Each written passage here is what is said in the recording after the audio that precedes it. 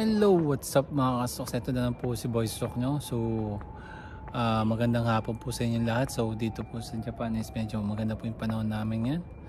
So, kung napansin nyo po, yun po yung lakad ko. So, lakad ko po na as of now, matindi po rin po yung spasticity ko. Sobrang tigas po ng mga muscle ko sa binti po.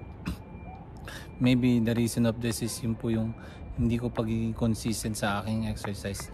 Di sa starting last September po hanggang ngayon po. So last Monday po dun lang po talaga ako bumalik ulit sa araw-araw po na lakad at stretching po.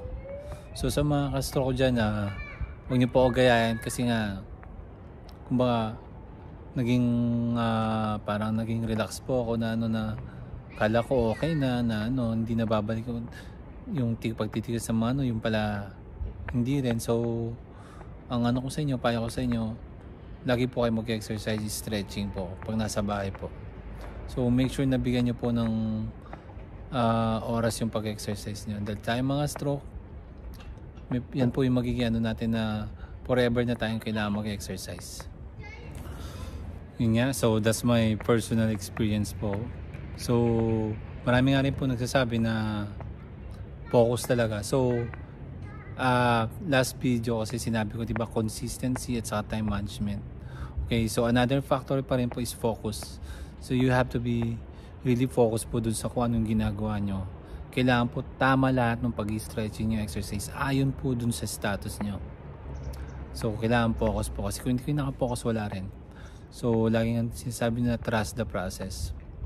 So another factor po is dapat stress free.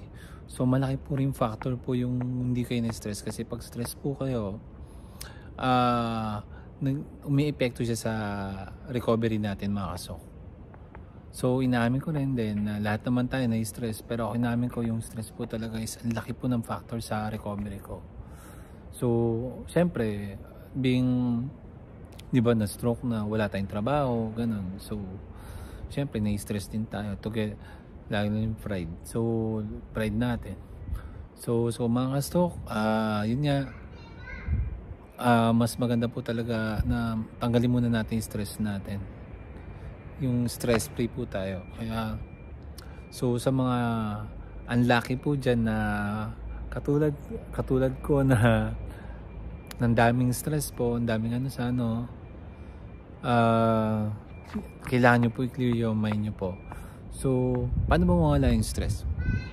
Sa ating dalawang pampayo po to para yung maging stress free tayo, which is controlled and uncontrollable. So yung uncontrollable po na nangyari sa buhay natin ngayon sa pagiging stroke, i-let go po na natin yung mga uncontrollable things.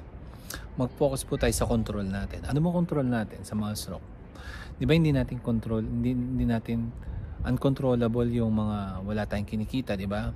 So i-let go natin yun. So right now, pag-focus muna tayo sa control natin, which is yung buhay pa tayo at may pagkakataon pa tayo para makarecovery. So mag-focus muna tayo sa exercise natin, sa mga daily routine natin para makarecover ka agad.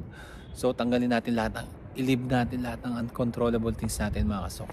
So para mawala yung stress natin. So yan yung another two factor natin, which is focus and stress free mga ka-stroke.